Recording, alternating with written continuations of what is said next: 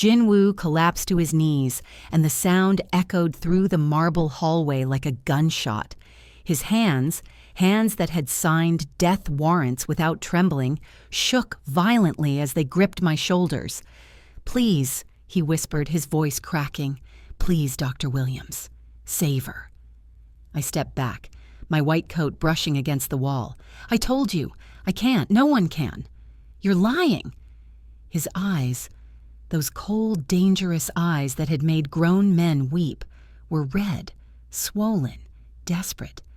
"Everyone says you can do things other doctors can't. The remedy, the forbidden one."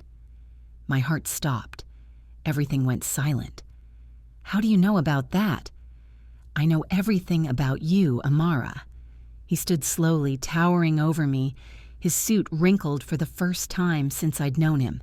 "I know you saved that diplomat's daughter in Lagos. I know the medical board tried to bury it. I know you swore you'd never use it again." He grabbed my hand, pressing it against his chest. I could feel his heart racing.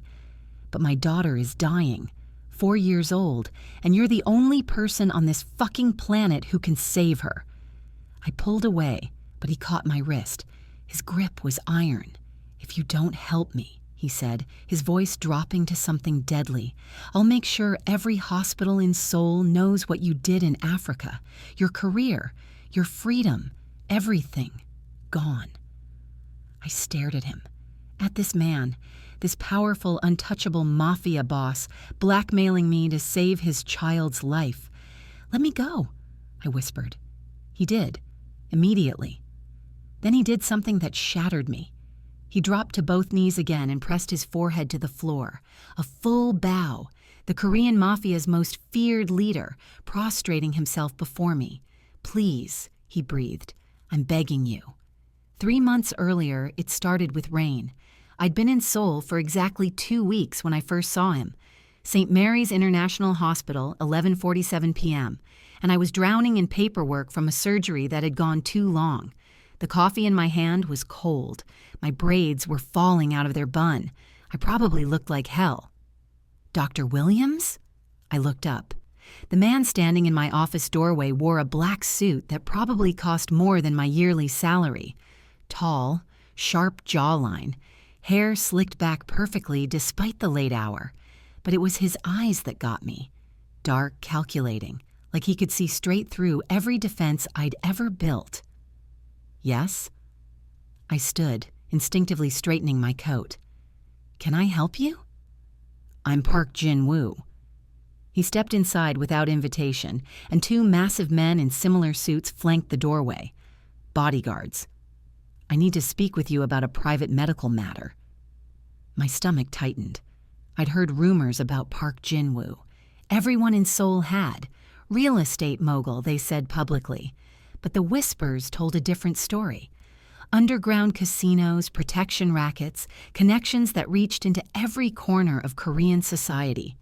"Mr. Park, if this is about a medical issue, you should schedule an appointment through—" "My daughter has Kawasaki disease." His voice was flat, controlled. "She's been hospitalized 3 times in 6 months. The treatments aren't working. She's getting worse." I softened despite myself. Kawasaki disease. Rare, dangerous, especially in young children. "I'm sorry, but I'm a trauma surgeon, not a pediatric." "You're also trained in alternative medicine." He pulled out a file, a thick one, and set it on my desk. "Traditional African remedies, herbal treatments that Western medicine dismisses. You studied under Dr. Okonkwo in Lagos for 3 years." My blood ran cold. "How do you—" "I know everything, Dr. Williams." He opened the file. Inside were photographs. Me in Nigeria, working in rural clinics. Me mixing herbs with elderly healers. Me, young and idealistic, believing I could bridge 2 worlds of medicine. "That was a long time ago," I said carefully. "I practice conventional medicine now." "But you still remember." He leaned forward, and for the first time, I saw something crack in that perfect facade. Fear. "My daughter is 4 years old. Her name is Yuna, and if something doesn't change soon, she won't see 5. I sat down slowly. "Mr. Park." Jinwoo, please. Jinwoo. The name felt strange on my tongue. Even if I wanted to help, what you're asking is complicated. The remedies I studied, they're not approved here. The medical board would... I'll handle the medical board. His voice turned hard again. I'll handle everything. Just tell me. Can you help her? I should have said no. Should have shown him the door. Should have remembered all the reasons I'd left that part of my life behind. But then he pulled out his phone and showed me a photo. A little girl with his eyes and her mother's smile, sitting in a hospital bed holding a stuffed rabbit. Pale. Thin. Fighting. Please, he said quietly. You're her last chance. I looked at that photo for a long time. I'll review her medical records, I finally said, but I'm not promising anything. His shoulders sagged with relief. Thank you. Don't thank me yet. I met Yuna 2 days later. She was smaller than I'd expected, drowning in her hospital gown with IV lines running from both arms. But when I walked into her private room at the children's hospital, she looked up from her coloring book and smiled. Are you another doctor? She asked in Korean. I knelt beside her bed, smiling back. I am, but I'm a different kind of doctor. I'm going to try some new things to help you feel better. Will it hurt? No, sweetheart, I promise. Jinwoo stood by the window, watching us. He'd barely left her side, according to the nurses, 3 nights straight in that chair, working on his laptop while she slept. Where's her mother? I'd asked the head nurse earlier. The woman's face had tightened. Died in childbirth. Complications. Mr. Park has raised Yuna alone.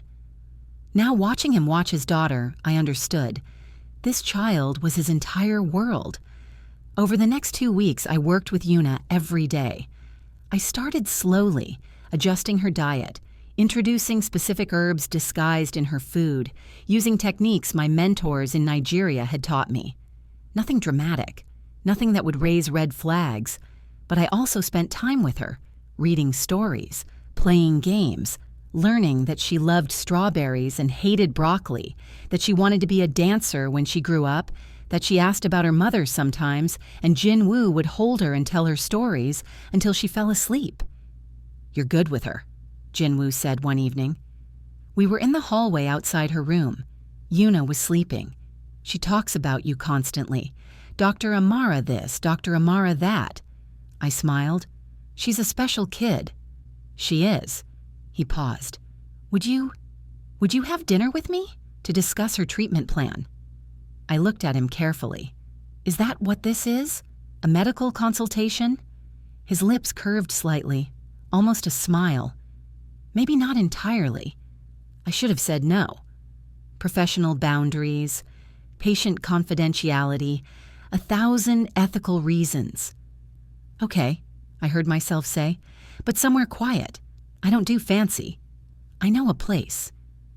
The place was a tiny restaurant in Itaewon, tucked down an alley I never would have found on my own. No bodyguards, no suit. Jinwoo wore jeans and a simple black sweater, and for the first time, he looked almost normal. You come here often? I asked as we sat down. My wife and I used to. He glanced around, something soft crossing his face. Before Yuna, before everything. Tell me about her.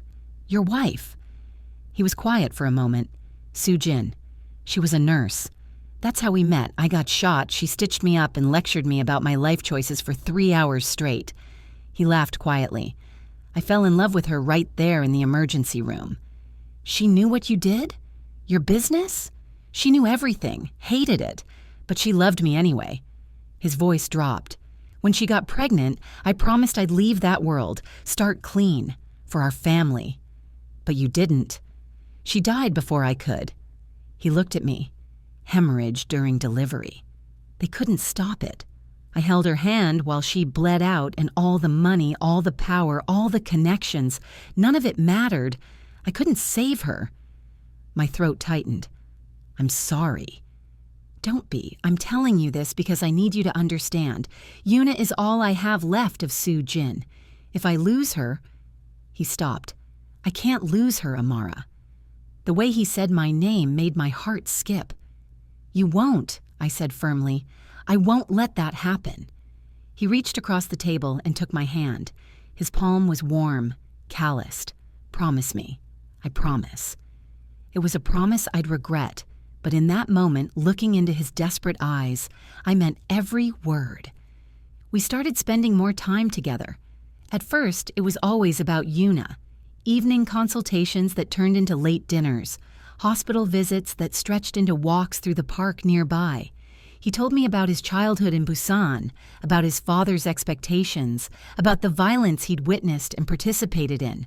I told him about growing up in Atlanta, about my grandmother's herb garden, about why I'd become a doctor in the first place. To save people, I'd said one night. We were sitting on a bench, watching the Han River reflect the city lights. But you couldn't save everyone, he said quietly. I'd stiffened. What do you mean? In Lagos, the diplomat's daughter. I read the full report, Amara. Not just the medical board's version, the real one. My hands clenched. Then you know what happened. You know why I stopped. I know you saved that girl's life using methods that Western medicine said were impossible. I know the family tried to pay you a fortune and you refused. I know the board investigated you for 18 months before quietly dropping it. He turned to look at me. I know you're the most brilliant doctor I've ever met, and you're wasting your talent playing it safe. I'm protecting my career. You're hiding. I stood up, angry. You don't know anything about... He stood too, grabbing my arm gently. I know you're scared. I know someone died. I know you blame yourself. Tears burned my eyes. A boy, 12 years old. I was so sure the treatment would work. I was so fucking sure. My voice cracked. His mother trusted me, and I killed him. Amara, don't. I pulled away. Don't tell me it wasn't my fault. Don't tell me I did everything I could. I pushed too hard, too fast, and he died. That's the truth. Jinwoo was quiet for a long moment. Then he said, And how many did you save? I looked at him. 47, he continued. That's how many patients you treated successfully in Nigeria using those methods. 47 people who would have died. But you only remember the one you lost. Because one was too many. Welcome to my world. His voice was bitter. I've made decisions that got people killed. Good people. Innocent people. And I live with that every fucking day. But I also keep going.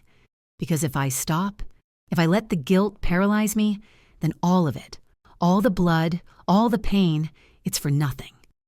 It's not the same, isn't it? He stepped closer. You're terrified of your own power, just like I am. The difference is, I stopped running from mine. I stared at him, at this man who'd somehow seen through every wall I'd built, who understood the darkness I carried. I'm not brave like you, I whispered. Yes, you are. He cupped my face gently. You're the bravest person I've ever met. And then he kissed me. It was soft at first, tentative, giving me every chance to pull away. But I didn't. I leaned in, and something inside me that had been frozen for 3 years finally cracked open. When we broke apart, I was crying. I'm sorry, I said. Don't apologize. He wiped my tears with his thumb. Never apologize for feeling. That night changed everything. 6 weeks later, Yuna was getting better. Not cured, Kawasaki disease didn't work that way. But her inflammation markers were down. Her energy was up. She was smiling more, laughing more, coloring pictures of the 3 of us that she'd taped to her hospital room walls. Look, Dr. Amara, she'd say, pointing. That's you, and that's Daddy, and that's me, and we're at the beach. It's beautiful, sweetheart. When I'm better, can we really go to the beach? Jinwoo and I would exchange glances. Maybe, he'd say, if you keep being brave. I'm always brave, right, Dr. Amara? The bravest, I'd agree, my heart swelling. Jinwoo and I were something. Not officially together. We hadn't defined it. But most nights, after Yuna fell asleep, we'd go back to his penthouse, and I'd fall asleep in his arms while he played with my braids and told me about his day. "I'm trying to go legitimate," he'd said one night. "Selling off the casinos, cutting ties with the families in Busan and Incheon. It's messy, dangerous, but I want to be someone Yuna can be proud of." "She's already proud of you." "She's 4. Wait until she's 14 and Googles my name." He'd smiled sadly. "I want to be different by then, clean." "You will be." But I should have known it wouldn't be that simple. I met Min Seo at the hospital cafeteria on a random Tuesday. She was tall, elegant, with perfect hair and a designer handbag, and she marched straight up to my table like she owned the place. "Dr. Williams." I looked up from my chart notes. "Yes, I'm Lee Min Seo, Jin Woo's fiancé." Everything stopped. "What?" She sat down uninvited, crossing her legs. "Oh, he didn't tell you. We've been engaged for 2 years, since before Soo Jin died, actually. It was arranged by our families, a business merger, you understand. We're getting married in 3 months." I couldn't breathe. "That's not... He never... Of course he didn't tell you. Why would he?" She leaned forward, her smile sharp. "Let me be clear, Dr. Williams. I don't care who Jinwoo fucks. He can have all the little side pieces he wants. But you..." She looked me up and down. "You're getting too close to Yuna. That ends now." "Yuna is my patient. Yuna will be my stepdaughter, and I won't have some foreign whore playing house with my family." The slap of her words hit harder than any physical blow. "Get away from my table," I said quietly. "Or what?" She stood, smoothing her skirt. "You'll tell Jinwoo, please do. He'll choose me. He always does. Because I come with connections he needs. And you?" She laughed. "You're just a charity case he's fucking out of gratitude." She walked away, leaving me sitting there, frozen. My phone buzzed. A text from Jinwoo. "Dinner tonight? I miss you." I stared at it for a long time. Then I turned off my phone. I avoided him for 3 days. Avoided the hospital. Avoided his calls. Avoided everything except the tiny apartment I'd rented in Hongdae where I could fall apart in private. My best friend Keisha called from Atlanta on the 2nd day. "Girl, you sound like death. What happened?" I told her everything. The Mafia boss, the daughter, the kiss, the fiancé. "Oh, honey," she sighed. "You fell for him. I'm so stupid." "You're not stupid. You're human. But Amara, this man lied to you. Big time. Maybe Min Seo was lying. Maybe. So ask him." "I can't." "Why not?" "Because I was terrified of the answer. Because if it was true, if Jinwoo had been using me this whole time, playing with my feelings while planning a wedding to someone else..." "I have to quit," I said. "I'll refer Yuna to another specialist and run away? Again?" Keisha's voice turned sharp. "Amara, I love you, but this is what you do. Something gets hard, someone hurts you, and you bolt. You did it in Lagos. You did it with Marcus. Hell, you did it with your own family when your grandma died. That's not fair. It's completely fair. You're the smartest, strongest woman I know, but you're also the biggest coward when it comes to your own heart." Tears streamed down my face. "I can't do this, Keish." "Yes, you can. Because that little girl needs you, and because you deserve the truth, even if it hurts." She paused. "Talk to him, face to face, tonight. And if he confirms it, if he's really engaged, then you walk away with your head high, but at least you'll know." I showed up at his penthouse at 9 p.m. The bodyguard at the door recognized me and let me in immediately. The apartment was dark except for the city lights streaming through the floor-to-ceiling windows. Jinwoo was standing by the window, phone pressed to his ear, speaking rapid Korean. When he saw me, his eyes widened. He ended the call immediately. "Amara, thank God. Where have you been? I was worried." "Are you engaged?" He froze. "Answer me." My voice shook. "Are you engaged to Lee Min Seo?" His jaw tightened. "It's complicated." "It's a yes or no question." "Yes." The word was barely a whisper, But it's not what you think. You're getting married in 3 months. It's a business arrangement. It means nothing." I laughed, and it sounded broken. "It means nothing? You're planning a wedding, Jinwoo." "I was planning to break it off." He moved toward me, but I stepped back. "I swear I was waiting for the right time." "The right time? We've been sleeping together for 6 weeks. When exactly was the right time?" "When Yuna was stable. When I knew you wouldn't leave." His voice rose. "I was terrified, okay? Terrified that if you knew, you'd walk away and Yuna would lose you and I—" He stopped. "I can't lose you. You never had me." Tears blurred my vision. This whole time I was just, what, a placeholder, a distraction? "No, God, no." He tried to reach for me again. "Amara, I love you." "Don't you dare say that to me right now." "It's the truth. I love you. I've been in love with you since that first night at the restaurant when you told me about your grandmother's garden, when you laughed at my terrible jokes, when you held Yuna and sang to her in English because you thought I couldn't hear." His voice cracked. "You brought light back into my life, both of us. And I was a coward for not telling you about Min Seo, but I swear on Soo Jin's grave, I was going to end it." "When?" I demanded. "When were you going to tell me?" "Tonight. I was going to tell you tonight. I have the termination contract on my desk. I was waiting for you to come over so I could—" He gestured helplessly.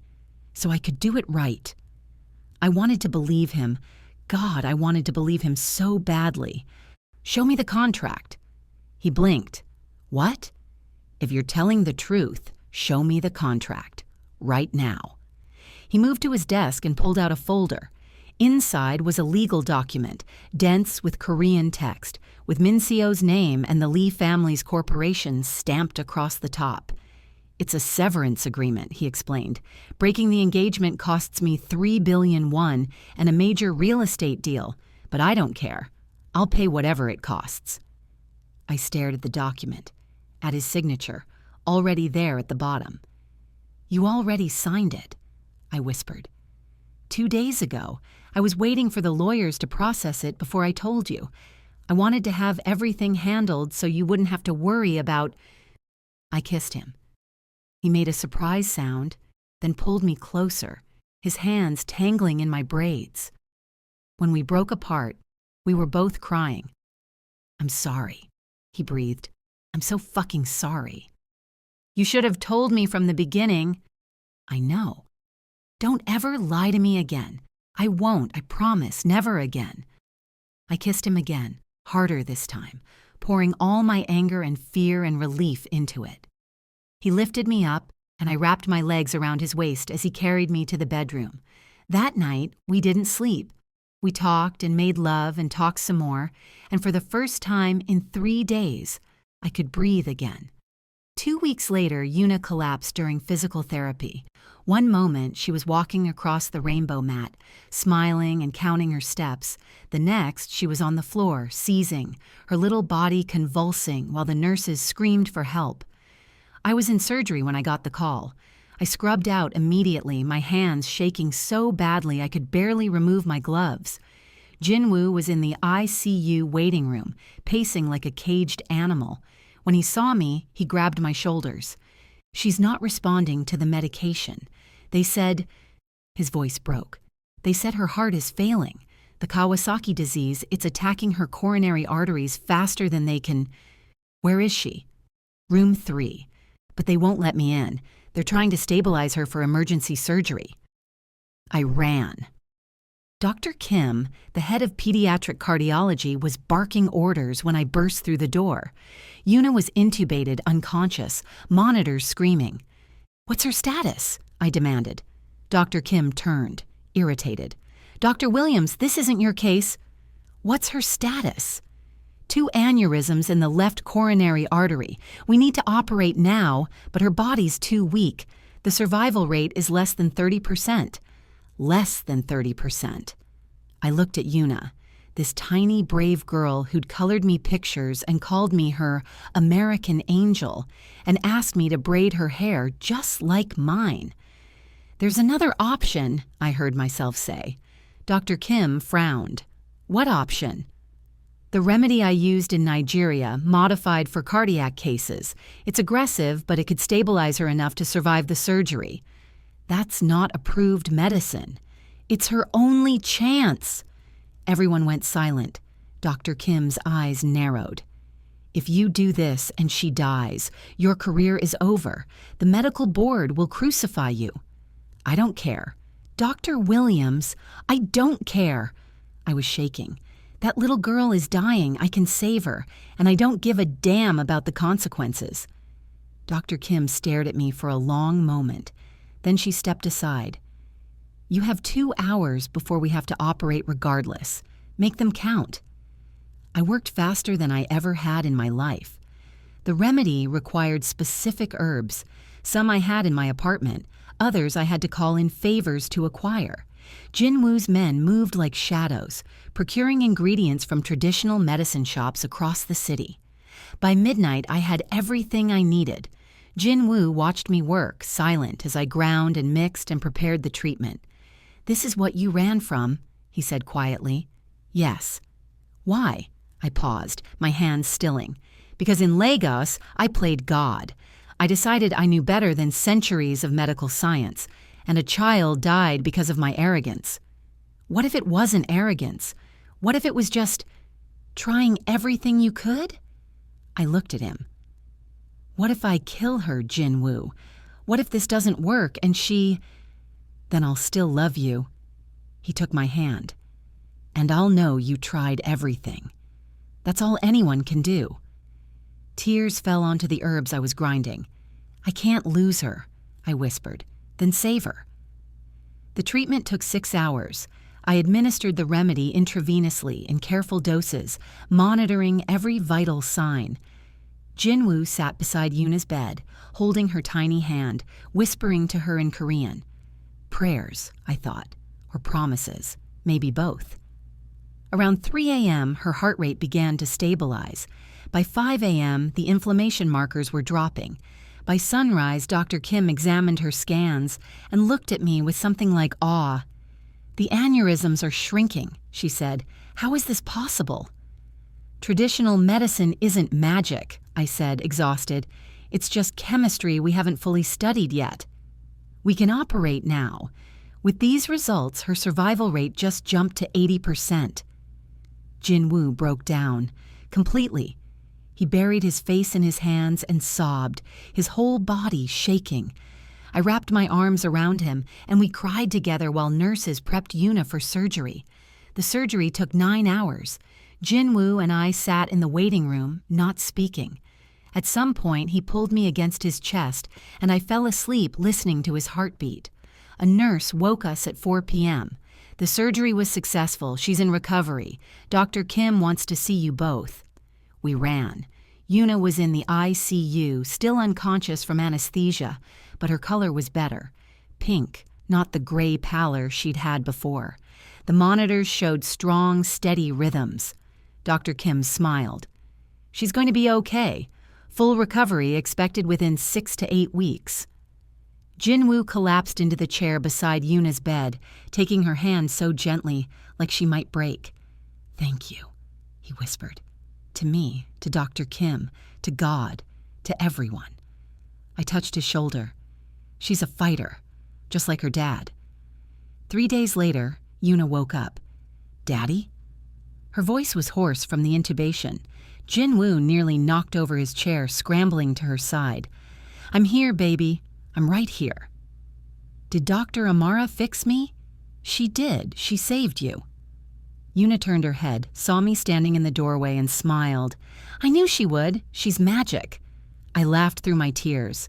No magic, sweetheart, just science. And love, Jinwoo added, looking at me. Science and love.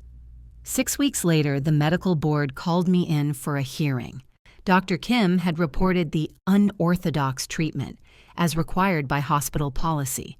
Now I sat in a conference room facing 5 stern doctors who'd reviewed every detail of Yuna's case. Dr. Williams, the board chairman said, you administered an unapproved treatment to a critically ill child without proper authorization. Yes, sir. You violated multiple protocols." "Yes, sir." "And you would do it again, wouldn't you?" I met his eyes. "Yes, sir, because she's alive." The room was silent. Then Dr. Kim spoke up.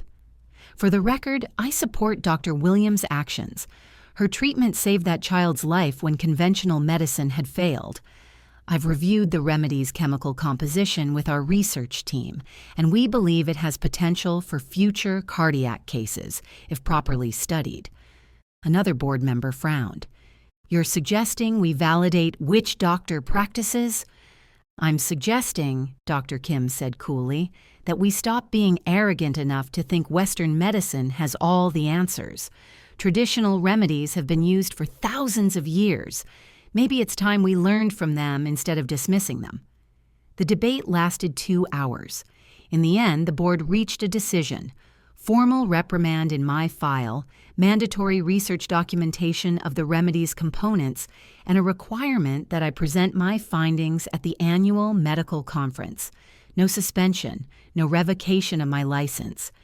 I walked out of that room and straight into Jin-Woo's arms. "It's over," I breathed. "It's just beginning," he corrected, kissing my forehead. Yuna came home on a Saturday. We'd transformed one of Jin-Woo's guest rooms into a recovery space, painted soft pink, filled with stuffed animals with a bed that looked like a princess castle. Yuna squealed with delight. "This is all mine?" "All yours," Jin-Woo confirmed. "Can Dr. Amara stay too?" Jin-Woo looked at me. "I don't know. Can she?" I smiled. "I think I can manage that." That night, after Yuna fell asleep, Jin-Woo and I stood on his balcony, looking out at the Seoul skyline. "I have something for you," he said. He pulled out a small box. My heart stopped. "Jin-Woo?" "It's not what you think. Open it." Inside was a key. "Key to the penthouse," he explained. "I want you here. Officially. You and me and Yuna. A family." Tears filled my eyes. "I thought you didn't believe in families anymore." "I didn't, until you showed me I could have one again." He cupped my face. "Move in with me, Amara. Not as Yuna's doctor, not as my girlfriend, as my partner in everything." "What about Minseo?" "The engagement was formally terminated last week. She's gone. It's just us now." I looked at the key. At this man who'd threatened me, blackmailed me, broken me down and built me back up, who'd shown me I could be brave again. "Okay," I whispered. "Okay?" "Yes," I laughed. "Yes, I'll move in with you." He kissed me, hard and deep, and the city sparkled around us like a promise. 3 months later. Dr. Amara, look!" I turned from the kitchen counter where I was chopping vegetables. Yuna was in the living room doing a perfect pirouette. "That's beautiful, baby. I've been practicing for dance class." She spun again, giggling. "Daddy says I can start lessons next month." Jin-Woo emerged from his office, loosening his tie. "Only if you keep up with your physical therapy." "I am. I do all my exercises. Dr. Amara checks." "She does," I confirmed, walking over to kiss Jin-Woo. "Every single one. She's a model patient." He wrapped his arms around my waist. "Unlike her father. You? A difficult patient? Never." Yuna made exaggerated gagging sounds. "Gross. You guys are always kissing." "Get used to it, kiddo." Jin-Woo laughed. Later, after Yuna was in bed, Jin-Woo and I curled up on the couch. He'd been working on legitimizing his businesses for months, selling off illegal operations, investing in legal real estate, cleaning up his reputation. It was slow, dangerous work, but he was committed. "I got a threat today," he said quietly. I tensed. "From who?" "The Busan family. They're not happy about me cutting ties. There might be complications." "Complications meaning?" "Meaning we might need to leave Seoul for a while, just until things cool down." Fear spiked through me. "Jin-Woo, I won't let anything happen to you or Yuna. I promise." He turned to face me.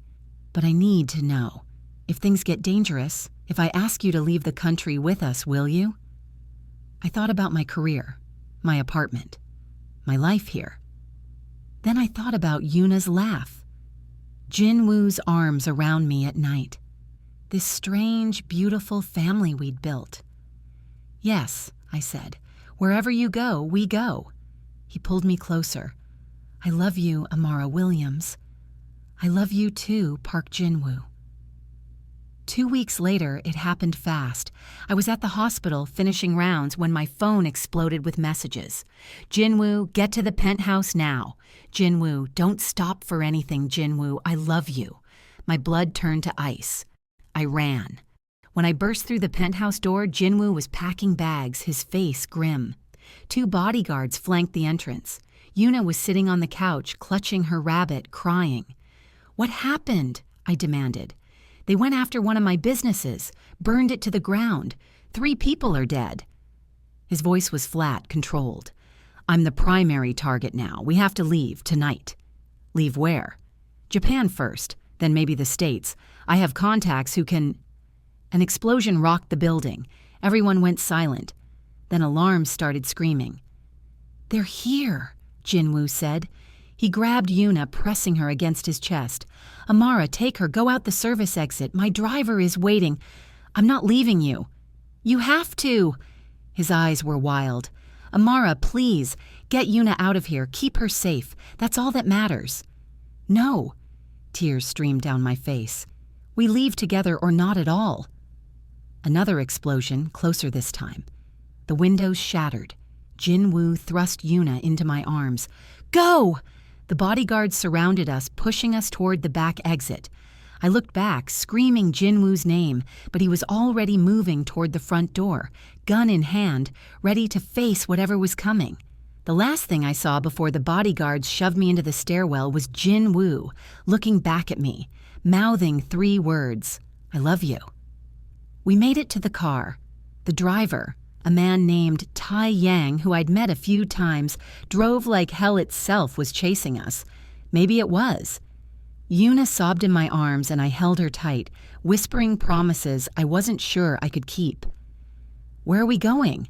I asked Tai Yang. "Safe house in Incheon, Mr. Park's orders." "What about Mr. Park?" Tai Yang's jaw tightened. "He'll meet us there." But his voice said he didn't believe it. The safe house was a small apartment above a restaurant. Tai Yang stood guard while I got Yuna settled on the couch. "Is Daddy okay?" she kept asking. "He's fine. He'll be here soon." "Promise?" I couldn't promise her anything. My phone rang. Unknown number. "Hello?" "Amara." Jinwoo's voice strained. "Are you safe?" "Yes, we're at the safe house." "Jinwoo, what's happening?" "They're hunting me. The Busan family, they—" Gunshots in the background. "Fuck! Jinwoo!" "I'm okay. Listen to me. If I don't make it—" "Don't say that. If I don't make it, there's a man named Kang Dae-jung in Tokyo. He owes me a favor. He'll get you and Yuna to the States. There's money in an account under your name. Passport and documents in the safe. Code is Yuna's birthday." "Stop talking like you're going to die." "Amara." His voice cracked. "I need you to know, these last few months with you, they were the happiest of my life. You and Yuna, you're my whole world. Everything I did to protect that." "Then come back to us." I was sobbing now. "Please, Jinwoo, please don't leave me." "I love you. Tell Yuna I—" The line went dead. I screamed. 24 hours later, Jinwoo didn't come. I sat in that apartment, watching the door, jumping at every sound. Tai Yang brought us food, but I couldn't eat. Yuna cried herself to sleep in my arms. Around midnight, Tai Yang's phone rang. He answered, listened, then hung up. His face was gray. "What?" I demanded. "What happened?" "Mr. Park was shot 3 times. They took him to St. Mary's." Everything stopped. "Is he alive?"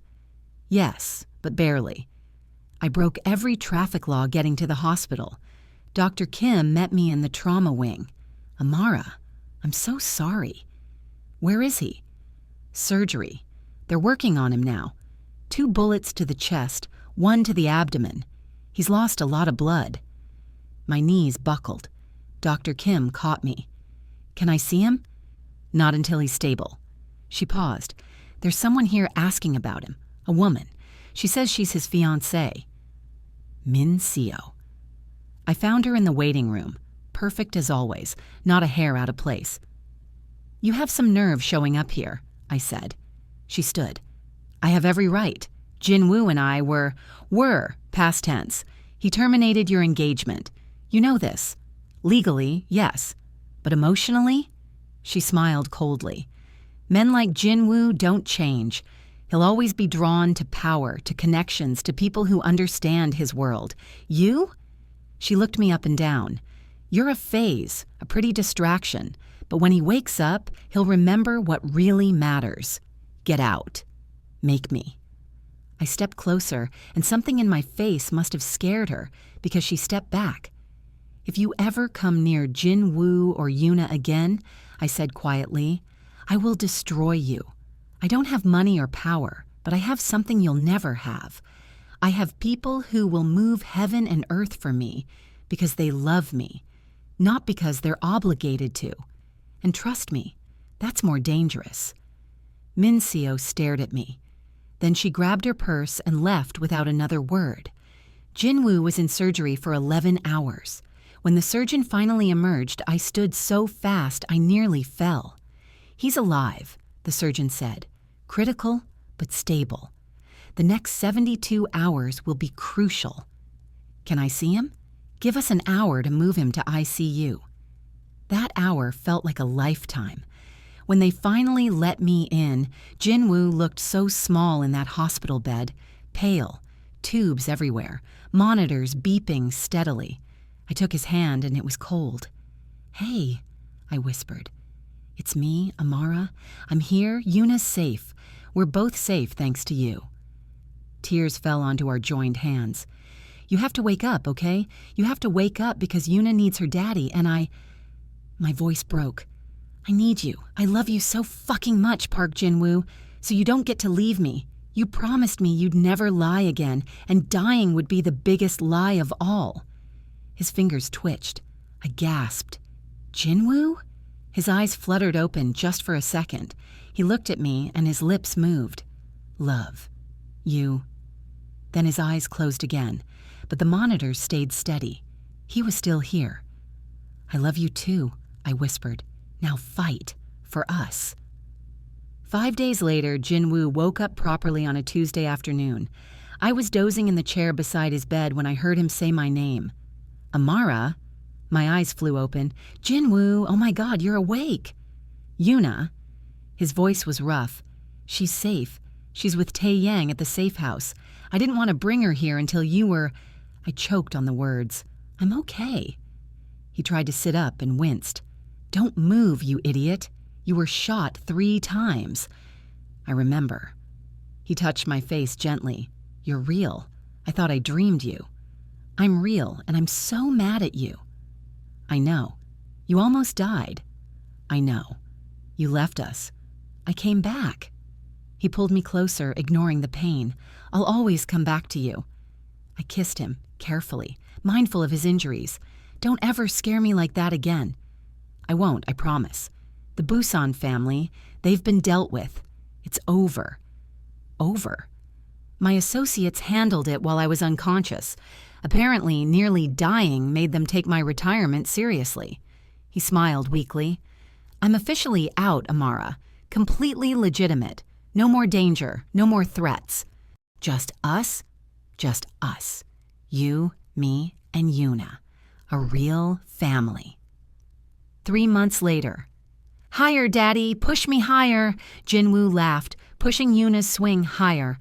We were at a park in Incheon, far from the chaos of Seoul, living in a quiet house by the ocean.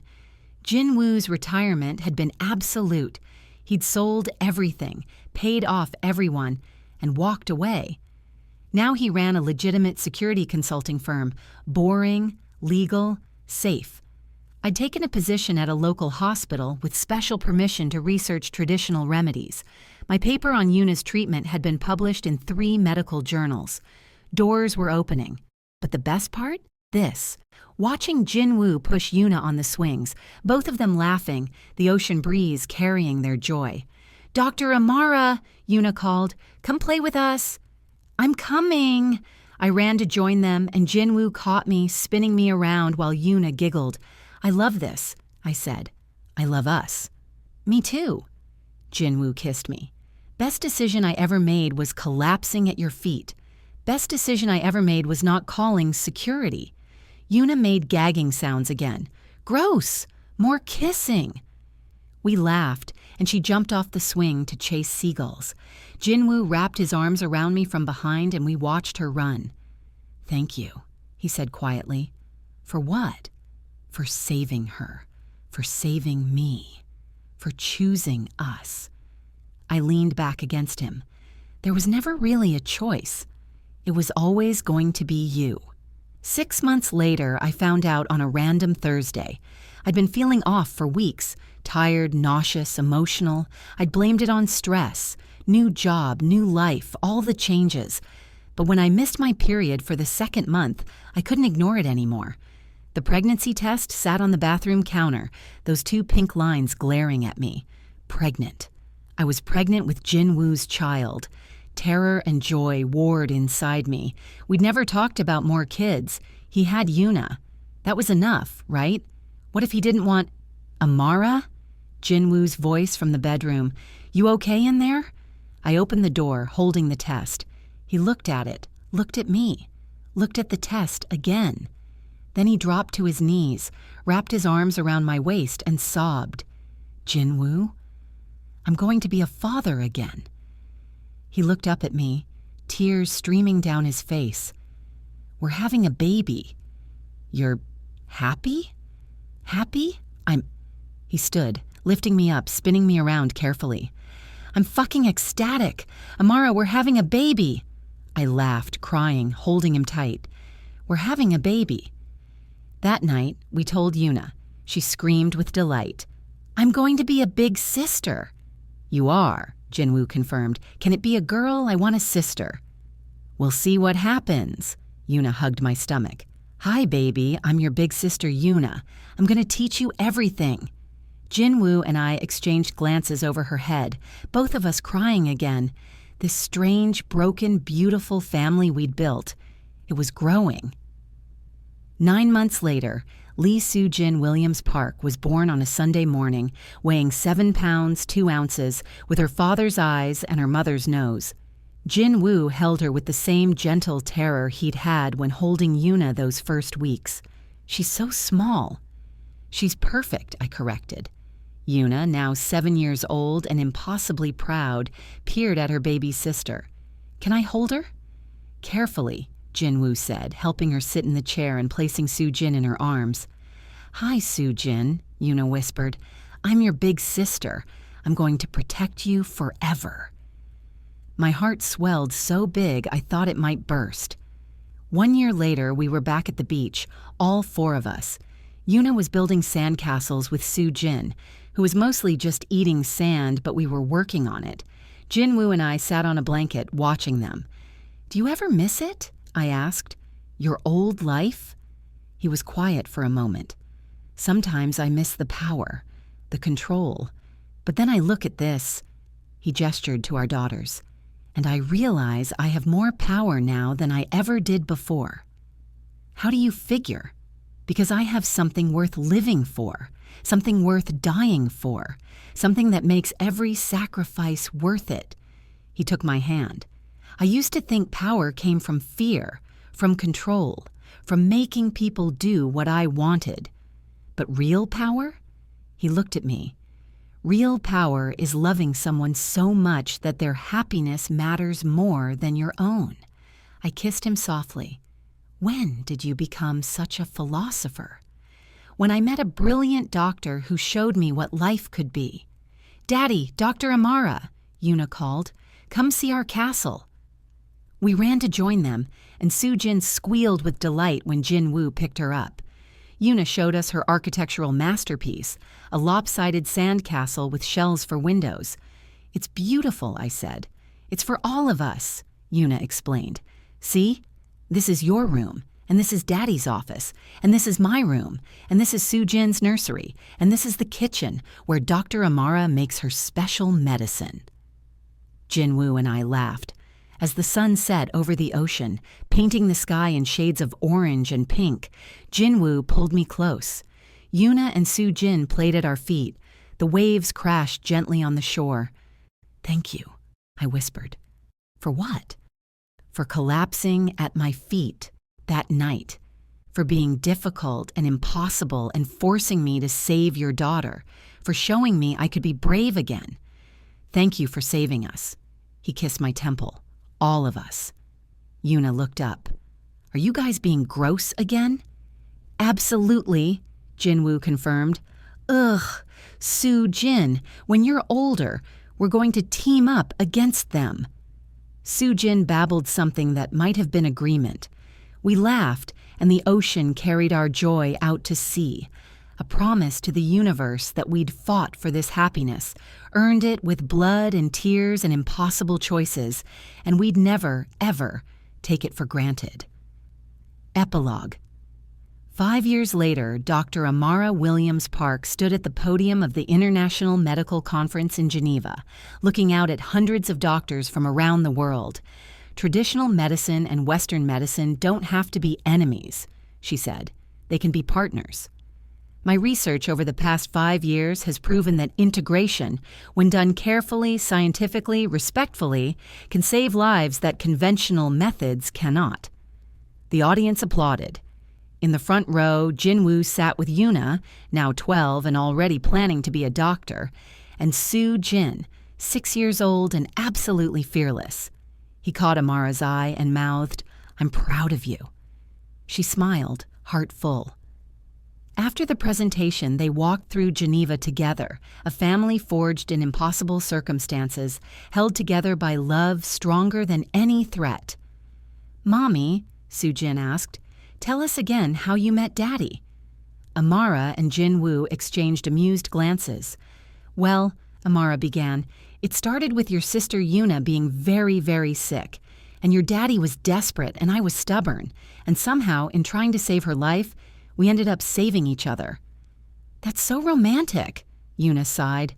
"It's gross," Soo-jin declared, "but also kinda cool." Jinwoo laughed, pulling Amara close. "It's definitely cool."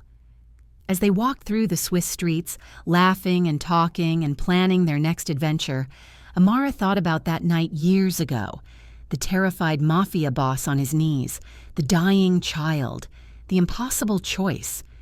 She'd thought she was just saving a little girl's life. Instead, she'd found her family, her purpose, her home. And that, she realized, was the most powerful medicine of all.